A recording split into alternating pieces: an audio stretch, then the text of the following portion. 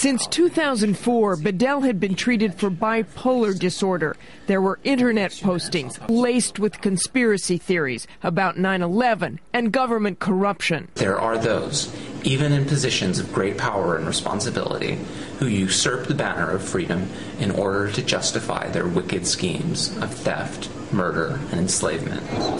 Back in April, almost a year ago, the Department of Homeland Security put out this assessment called Right-Wing Extremism, Current Economic and Political Climate Fueling a Resurgence in Radicalization and Recruitment. And the title alone stirred up a political firestorm for the Secretary, Napolitano. She apologized, had to reaffirm that the government doesn't monitor people who are opposed to this administration.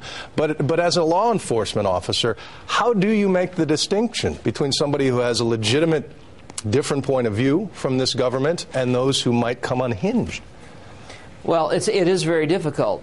But what you have to do is separate rhetoric from action and people who are actually making steps to harm someone. And unfortunately, you only get that information if people report it, and law enforcement has sources or individuals that provide them information so you can get in front of the person. Right. But what are some of the, if this is a trend, and have we seen this before in past recessions and past Democratic administrations? Well, if you believe the numbers about people involved in extremist movements in this country, they increased in the 90s when President Clinton was in power.